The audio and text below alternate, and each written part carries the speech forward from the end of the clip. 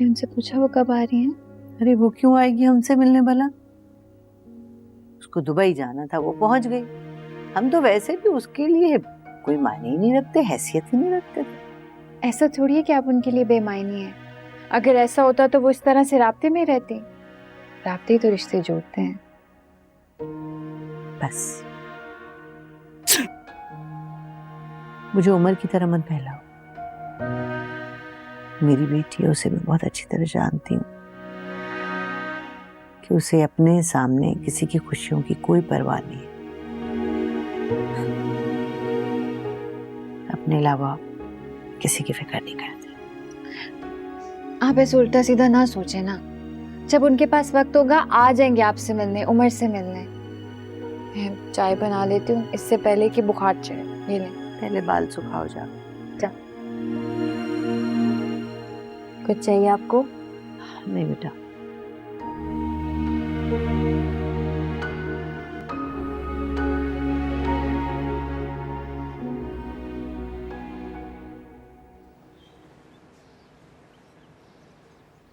सालार को तुमने पुलिस के हवाले करके बहुत अच्छा काम किया और ये आइंदा के लिए उसके लिए सबक भी होगा।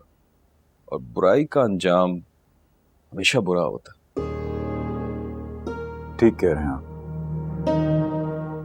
मैंने वही किया जो मुझे करना चाहिए था। सजा तो उसे मिलनी ही थी, क्योंकि उसने एक नहीं कई गलत काम किए हैं। अब तो सालार से एजिल की बात खत्म ही हो गई है, तो अब क्या सोचा है तुमने? आई थी मिलने, अपने किए पर शर्मिंदा हो गई। तो फिर तुमने उसे माफ कर दिया? चलो ये तो बहुत खुशी की बात है कि तुम दोनों फिर से एक हो जाओगे। ये किसने कहा? अभी तुमने तो कहा कि तुमने उसे माफ कर दिया। माफ किया है, मगर पैचअप का कोई रास्ता नहीं छोड़ा मैंने। वैसे भी मैं जिंदगी में मिल जाने वाली चीजों पर फोकस करना चाहता हूं, खो जाने वाली चीजों पर नहीं।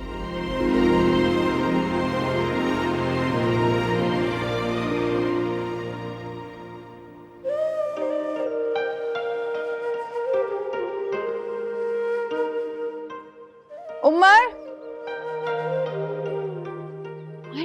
आप यहाँ क्या कर रहे हैं? और ये किसने दिया आपको? ये वहां पे पड़ी हुई थी। कितनी बुरी बात है। मैंने आपको कितनी बार कहा है, इस तरह से किसी की भी चीज बगैर इजाजत के नहीं उठाते हैं। दीजिए मुझे। उमर, पास आ जाए आप।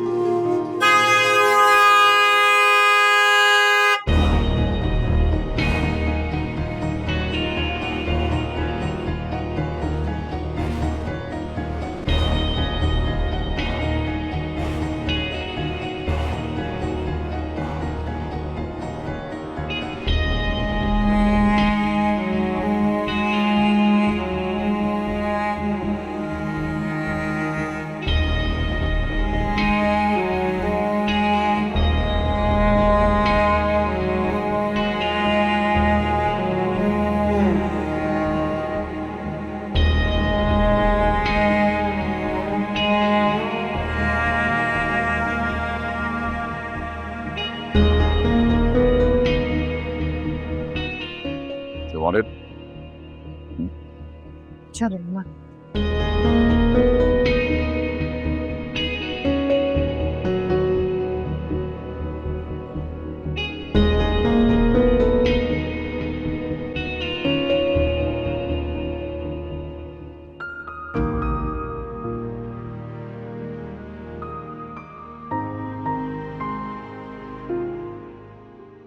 अजीब इंसान है, जैसे कभी किसी लड़की को पहले नहीं देखा। इसकी निगाहें किस कदर वहशत ज़दा है। ऐसी गहरी नजरें जिन्हें देखकर कोई भी डर जाए।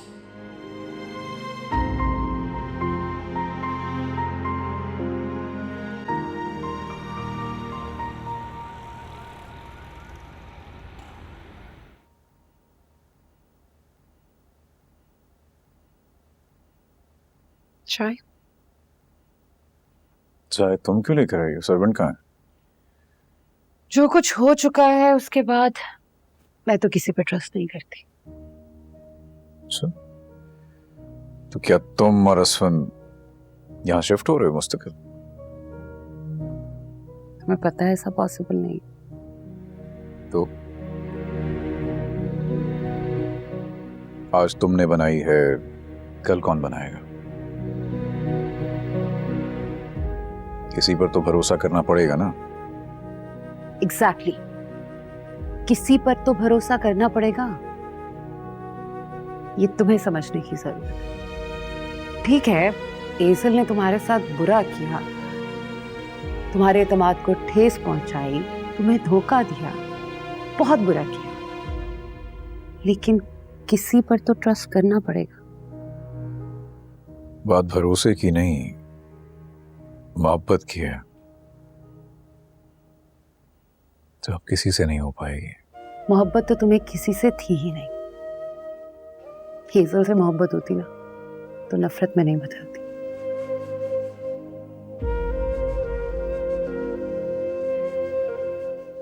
मेरी मानो तो अब शादी कर लो। एजल की दफा तुमने अपना डिसीजन खुद लिया था, इस बार ये डिसीजन मुझे दे।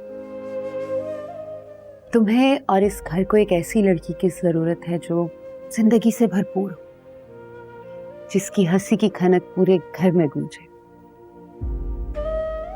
जो तुम्हारे अंदर के अकेलेपन को दूर कर दे। तुम्हें तन्हाई से घबराहट नहीं होती?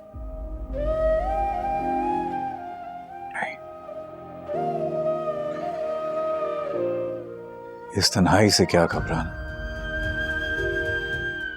तो साथी है मेरी। अम्मी और बाबा के जाने के बाद यही तो है मेरा असासा।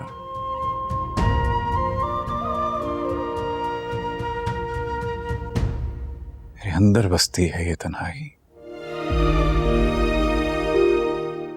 दोस्त है मेरी। अब तुम अपने साथ ज्यादती कर रहे हो। तुम अपनी जिंदगी सिर्फ किताबें पढ़ के नहीं गुजार सकते।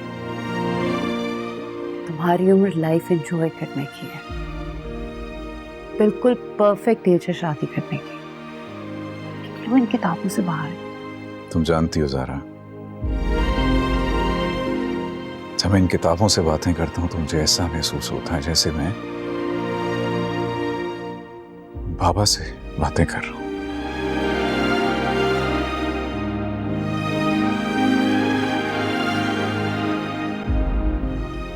हर किताब के हर वर्क पे